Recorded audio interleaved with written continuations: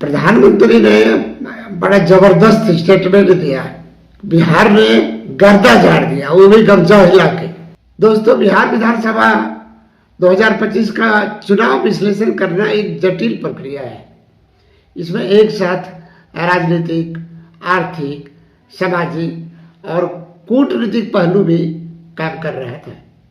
इसमें महिलाओं की भागीदारी सबसे ज्यादा रहा, उन्होंने बढ़ चढ़ करके हिस्सा लिया। कुल मतदान लगभग 68% के आसपास रहा। इस चुनाव ने यह बता दिया कि जनता सिर्फ जाति समीकरण को ही ध्यान में नहीं रख रही है। अब वो सामाजिक कल्याण, भौतिक कल्याण, भविष्य की योजनाएं आदि बातों पर भी गंभीरता से विचार करके वोटिंग कर रही है। इस चुनाव ने यह साबित कर दिया कि महिलाएं और युवा वर्ग बढ़ चढ़ करके राजनीतिक भागीदारी निभा रही है और इनके प्रति सरकार को अब बेहतर योजनाओं के साथ भविष्य में भी आना पड़ेगा। एनडीए की सरकार ने मोदी की विश्वसनीयता और लोकप्रियता के साथ नीतीश का सुशासन बाबू की जो छवि है उसको बेहतर तरीके से जनता के सामने रखा और इसका लाभ भी मिला।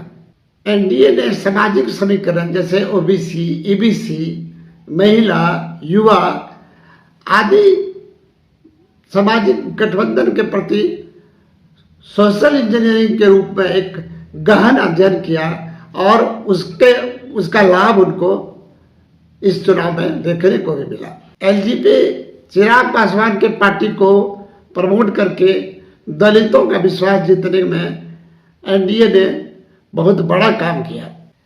उज्ज्वला योजना, डीबीटी, प्रधानमंत्री आवास योजना ऐसे अनेक योजनाएं जो सरकार ने चालू किया था वो जनता के सामने रखने में कामयाब रहा। आरएसएस जैसे बड़े संगठन ने महाराष्ट्र चुनाव के तुरंत बाद ही बिहार के गांव-गांव तक अपने संगठन के लोगों को भेज के लोगों को जागरूक करने में कोई कसर नहीं छोड़ा। इन्होंने लोगों को बताया और विश्वास दिलाया कि विकास अगर होगा तो इसका फायदा आपको सीधे मिलेगा और आपका भविष्य भी सुरक्षित रहेगा।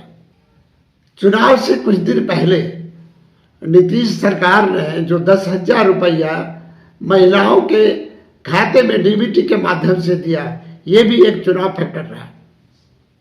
इन्होंने लोगों, खासकर महिलाओं में एक विश्वास जताया और नीतीश ने अपने प्रचार के दौरान ये कहा कि ये पैसे आपको लौटाने नहीं पड़ेंगे और अगर आपने अच्छा काम किया तो चुनाव के बाद 1,90,000 रुपया और दिए जाएंगे और इससे आपकी आर्थिक स्थिति और बेहतर बनाने में मदद मिलेगा। मोदी, योगी और नीतीश जी ने प्रचार के दौरान लोगों को यह समझाने में कामयाबी हासिल कर लिया कि अगर लालू सरकार के पुराने कामकाज को ध्यान में रखें और उनकी सरकार फिर से वापस आई तो फिर से जंगल राज आएगा, लूट खसोट और कट्टा सरकार आपका जीना मुहाल कर देगा। और अगर नीतीश बाबू की सरकार रही तो 20 साल में आपने जो विकास देखा, ये विकास अब और तेजी से होगा और इसका सीधा लाभ आम जनता यानी पब्लिक को मिलने वाला है। आरजेडी की पुरानी छवि अभी भी लोगों को भयभीत कर रही है और इसको एनडीए ने बहुत खूबसूरत तरीके से लोगों के बीच रखा है। महागठबंधन की पार्टियां खासकर आरजेडी, कांग्रेस और मुकेश सहनी के बीच सीट बंटवारे को लेकर काफी खींचतान होते रहा और ये लंबे समय तक जारी रहा। इसका संदेश लोगों के बीच सही नहीं गया। तेजस्वी के चुनावी घोषणा को भी लोगों ने स्वीकार नहीं किया। प्रत्येक घर में एक सरकारी नौकरी देने का जो वादा इन्होंने किया वो लोगों को सही तरह से पच नहीं पाया। आरजेडी का एमवाई समीकरण भी इस बार ठीक से काम नहीं किया। खासकर ओवैसी ने मुस्लिम समुदाय के बीच जमकर प्रचार किया और लोगों को समझाने में कामयाब रहे कि 18% की जनसंख्या वाले एक बड़े समूह के लोगों को तेजस्वी ने उप मुख्यमंत्री के लायक भी नहीं समझा और एक छोटी पार्टी को उप मुख्यमंत्री का पद दे दिया। क्या मुसलमान दरी बिछाने के लिए ही है? क्या इससे मुस्लिम समाज का भला होगा? इन बातों का गहरा असर पड़ा और खासकर सीमांचल क्षेत्रों में आरजेडी से मुस्लिम वोट बिखर कर ओवैसी के पार्टी को चला गया और उनका 5 प्रत्याशी जीतकर इस बार आया है। ओवैसी फैक्टर विधानसभा के और कई मुस्लिम बहुल क्षेत्रों पर भी पड़ा और इन वोटों का बिखराव राजद से हुआ। लालू परिवार की लड़ाई भी इस चुनाव में एक फैक्टर के रूप में काम किया। बड़े बेटे ने चुनाव के दौरान कई बार इस बात का उल्लेख किया कि मुझे घर से निकालने वाले लोग आज पार्टी पर कब्जा करके बैठे हुए हैं और उनके घर से उनकी बहन का भी इस चुनाव में बहुत ज्यादा सक्रियता देखने को नहीं मिला। कांग्रेस पार्टी की तरह से राहुल गांधी, प्रियंका गांधी और खड़गे जी का भी इस चुनाव में उतनी सक्रियता देखी नहीं गई जितना अपेक्षित था। चुनाव के दरमियान ही राहुल गांधी का गायब हो जाना, प्रियंका जी का सिर्फ 1-2 चुनाव में ही उपस्थिति, ये बता रहा था कि इस बार कांग्रेस उतने जोर शोर से चुनाव मैदान में नहीं है और इसका जनता के बीच बड़ा खराब प्रभाव पड़ा। राहुल गांधी का प्रधानमंत्री के प्रति अभद्र भाषा का व्यवहार भी लोगों को समझ में नहीं आया। भारत में लोग इस तरह के अप्रिय शब्दों को स्वीकार नहीं करते हैं।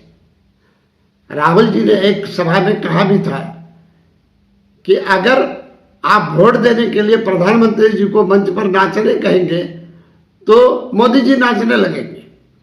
इन बातों ने लोगों को कांग्रेस से दूर कर दिया।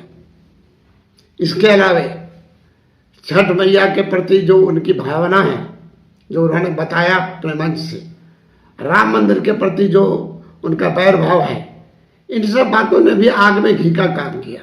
प्रशांत किशोर की जन सुराज पार्टी का भी इस बार बहुत प्रभाव नहीं रहा क्योंकि इनकी उपस्थिति सिर्फ शहरी क्षेत्रों में और डिजिटल प्लेटफॉर्म पर ज्यादा देखा गया। ग्रामीण क्षेत्रों में इन्होंने अपने मतदाताओं को ज्यादा प्रभावित नहीं कर पाया। इनकी शराब नीति ने भी महिलाओं को इससे दूर किया। प्रशांत किशोर का चुनाव नहीं लड़ना भी एक गहरी नाराजगी का कारण रहा। लोगों को लगा जिस पार्टी का मुखिया भी इस चुनाव को इतनी गंभीरता से नहीं ले रहा है, उस पार्टी के प्रति विश्वास करना और वोट देना अच्छी बात नहीं होगी। टिकट वितरण में पैराशूट उम्मीदवार, खासकर जो आर्थिक रूप से संपन्न थे, उनको टिकट देना भी इनके लिए हितकर साबित नहीं हुआ क्योंकि इनके जो कैडर थे उनमें नाराजगी देखने को मिला और उन्होंने खुलकर इस चुनाव में अपनी सहभागिता नहीं दिखाया। दोस्तों, विश्लेषण कैसा लगा आप बताएंगे जरूर।